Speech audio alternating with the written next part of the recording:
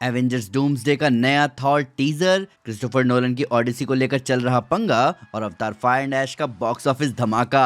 इस हफ्ते तो बहुत कुछ हो गया। तो दोस्तों, आपका स्वागत है सुपर न्यूज के नए एपिसोड में, जहां मैं आपके सामने लेकर आता हूं पॉप कल्चर के ऑसम साइड की जबरदस्त अपडेट्स एक छोटे से ट्विस्ट के साथ। तो इस हफ्ते की सबसे पहली खबर हम शुरू करेंगे एक इनसाइडर रिपोर्ट से, जहां ऐसी खबर अब आ चुकी है कि एवेंजर्स डूम्सडे में एवेंजर्स की साइड से कोई ट्रेटर होने वाला है। तो दरअसल इंडस्ट्री इनसाइडर कॉस्मिक सर्कस के एलेक्स परेज से जब एक्स पर किसी ने पूछा कि क्या ऐसा हो सकता है कि डॉक्टर डूम स्टीव रॉजर्स को कैप्टन हाइड्रा में बदल दे, तो इस पे एलेक्स ने रिप्लाई देते हुए कहा कि रॉन्ग ट्रेटर। अब ये सुनते ही लोगों के होश उड़ गए, क्योंकि अगर कैप्टन अमेरिका ट्रेटर नहीं होने वाले, यानी कोई और सुपर हीरो ट्रेटर होने वाला है जो कि हीरोज की साइड छोड़कर डूम का साथ देने लग जाएगा।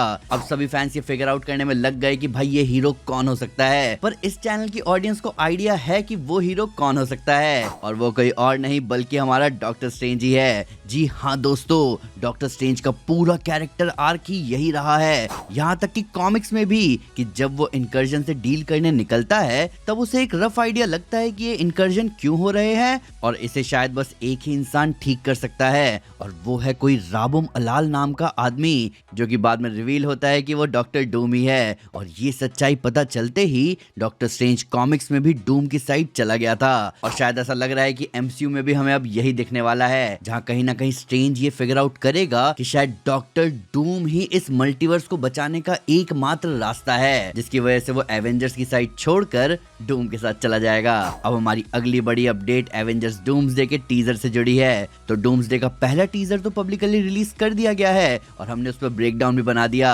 अब दूसरा टीजर भी दिखा दिया गया है थिएटर्स में, जो कि हमें मिलवा रहा है हमारे गॉड ऑफ थंडर से, यानी कि यहाँ थॉर ओडिंसन को फीचर किया गया है और वो ऑल फादर से प्रे करते हुए नजर आ रहा है। अब इस टीजर में हमें क्या क्या दिखा और उसका क्या मतलब है, इसके बारे में हम बहुत डिटेल ब्रेकडाउन लाने वाले हैं। पर अब आते हैं इस खबर पर कि एवेंजर्स डूम्सडे के तीसरे टीजर में क्या दिखने को मिल रहा है। तो द हॉट माइक पॉडकास्ट पर जॉन रोचा से बात करते हुए इंडस्ट्री इनसाइडर जेफ स्नाइडर ने बताया कि उनके पास ये इन्फॉर्मेशन है कि डूम्सडे का तीसरा टीजर किसे फीचर करने वाला है। जेफ ने कहा कि मार्वल अभी डूम को तो कहीं भी फीचर नहीं करने वाला, पर वो एक्समैन को फीचर करने से भी नहीं कतराने वाला, और डूम्सडे का तीसरा टीजर हमारे एक्समैन को फीचर करने वाला है। अब खबर सिर्फ इतनी ही नहीं है, बल्कि जेफ स्नाइडर ने हमें डूम्सडे के फोर्थ टीजर के बारे में भी काफी कुछ बताया। जेफ स्नाइडर के हिसाब से डूम्सडे का फोर्थ टीजर भी डॉक्टर डूम को फीचर नहीं करने वाला, बल्कि अंदर से ऐसी खबरें आ रही है कि जो फोर्थ टीजर होने वाला है उसमें हमें फैंटास्टिक फोर और वकांडन्स दिखने वाले हैं। जी हाँ दोस्तों, यह है पूरी खबर एवेंजर्स डूम्सडे के बाकी टीजर्स के बारे में, और इन सबको देखने के बाद तो सिर्फ यही कहा जा सकता है कि मार्वल डॉक्टर डूम को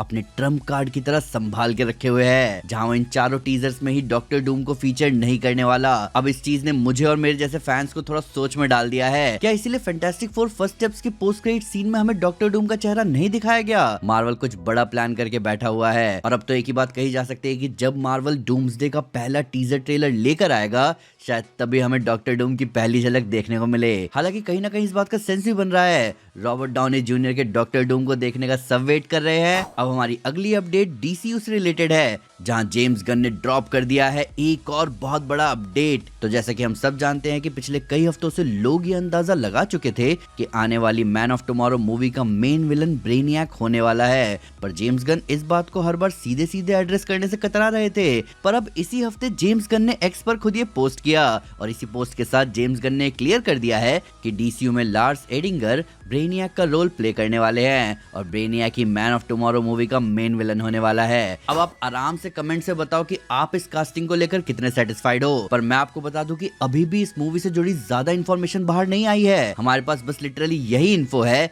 कि इस मूवी में हमें टीम अप दिखने वाला है सुपरमैन और लेक्स लूथर का, जिसके साथ साथ अभी ये क्लियर कर दिया गया कि इस मूवी का विलन ब्रेनियक ही होगा। अब इस हफ्ते एक अलग ही नजारा देखने को मिला, जब क्रिस्टोफर नोलन की अगली मूवी द ओडिसी का ट्रेलर सामने आया। अब ट्रेलर का का फर्स्ट इंप्रेशन तो बहुत ही स्ट्रांग है दोस्तों, पर दुनिया भर के ग्रीक हिस्ट्री फैंस इस ट्रेलर को देखने के बाद नाराज होते हुए दिखे, जहां उनकी प्राइमरी कंप्लेंट ये है कि जिस तरह का आर्मर और हेलमेट ट्रेलर में दिखाया गया है उस तरह का डिजाइन ओडिसी के टाइम पर नहीं था, बल्कि ऐसे डिजाइन तो बहुत बाद में हिस्ट्री में देखने को मिले थे। ऑब्वियसली हेलमेट पर मैट फिनिशिंग दिखाने का आइडिया किसका था? अब देखा जाए भाई तो पीरियड ड्रामा हो और कोई बैकलैश ना मिले ऐसा हो नहीं सकता। पर इन सबके बीच कई लोग ऐसे भी सामने आ रहे हैं जिनका ये कहना है कि उन्हें हिस्टोरिकल एक्यूरेसी से कोई लेना देना नहीं है अनटिल एंड अनलेस मूवी बहुत ही जबरदस्त बनी हो। तो इस पर तो हम भी यही कहेंगे दोस्तों कि कुछ चीजों को क्रिएटिविटी के पॉइंट ऑफ व्यू से थोड़ा ड्रामेटिक बनाना पड़ता है, क्योंकि देखो ज्यादा हिस्टोरिकल एक्यूरेसी भी आ गई तो चीजें बोरिंग हो सकती है। जैसे आप जैक स्नाइडर की 300 ही देख लो, जहां बैटल ऑफ थर्मोपली को दिखाया गया था। अब जिन्होंने भी इसकी हिस्ट्री पढ़ी है वो जानते हैं कि बैटल ऑफ थर्मोपली इतना देर नहीं चला था और वो बैटल उतना ड्रामेटिक भी नहीं था जितना 300 में दिखाया गया था। अब ऑफ कोर्स डायरेक्टर्स का विजन होता है कि वो एक इवेंट को जितना ग्रैंड दिखा सके उतना ग्रैंड दिखाते हैं। हालांकि हम फैंस नोलन पर तो ट्रस्ट कर ही सकते हैं। अब हमारी अगली अपडेट अवतार फ्रेंचाइजी से रिलेटेड है। तो बॉक्स ऑफिस पर अवतार फायर एंड ऐश उतना फायरी दिख नहीं रहा। तो हुआ कुछ यूं कि अवतार फायर एंड ऐश ने अपने पहले दिन में डोमेस्टिकली $88 मिलियन की कमाई करी और अपने पहले वीकेंड में मूवी ने ग्लोबली $345 मिलियन का बिजनेस किया। पर बात यहाँ पर यह है कि अवतार फायर एंड ऐश अपनी पिछली मूवी यानी अवतार वे ऑफ वाटर से बहुत पीछे परफॉर्म कर रही है, क्योंकि वे ऑफ वाटर ने अपने पहले दिन में $134 मिलियन की डोमेस्टिक कलेक्शन की थी और पहले वीकेंड में 435 मिलियन की ग्लोबल कलेक्शन। पर देखा जाए तो ये अवतार मूवीज का हमेशा से रिकॉर्ड रहा है कि उन्हें उनके पहले वीकेंड के कलेक्शन पर जज नहीं किया जा सकता। और अभी एक हफ्ते पूरे होने के बाद फायर एंड ऐश भी बहुत बढ़िया रिटेंशन लेकर चल रही है, जहां अभी इस मूवी ने ग्लोबली $566 मिलियन का मार्कर पास कर दिया है, जिसके साथ साथ डिज्नी का ये साल one of the most profitable साल माना जाएगा। जिसके साथ साथ अवतार फिलहाल हाईएस्ट ग्रोसिंग ट्रिलॉजी भी बन गई है, जहां उसने पीछे छोड़ दिया है स्टार वॉर्स को।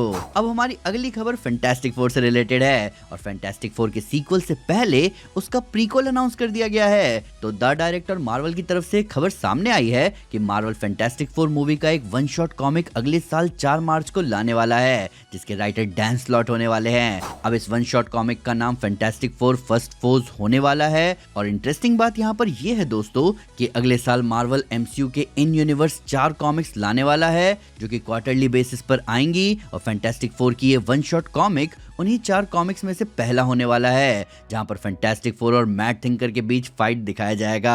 और इस खबर के बाद अब सोचने वाली बात यह है कि जो बाकी 3 वन शॉट आने वाली है वो किसको कवर करेंगी, यानी क्या वो उनके आर्क कवर करेंगी जो कैरेक्टर्स हमें डूम्सडे में दिखने वाले हैं। अब ये देखना तो बहुत इंटरेस्टिंग होगा। अब आइए मैं आपको क्विक सिल्वर की स्पीड में अपडेट्स देता हूँ। स्ट्रेंजर थिंग्स को बनाने वाले डफर ब्रदर्स का कहना है कि स्ट्रेंजर थिंग्स की एंडिंग हैप्पी नहीं होगी। एक इनसाइडर रिपोर्ट आई है डैनियल आरपीके की तरफ से, जहां कहा गया है कि टोबी मैगवायर के स्पाइडरमैन और ह्यूग जैकमैन के वुल्वरिन का मेजर रोल होने वाला है सीक्रेट वॉर्स में। एवेंजर्स डूम्सडे का ऑफिशियल पोस्टर सामने आ गया है, जिसमें फैंस ने नोटिस किया डॉक्टर डूम के रियून्स को।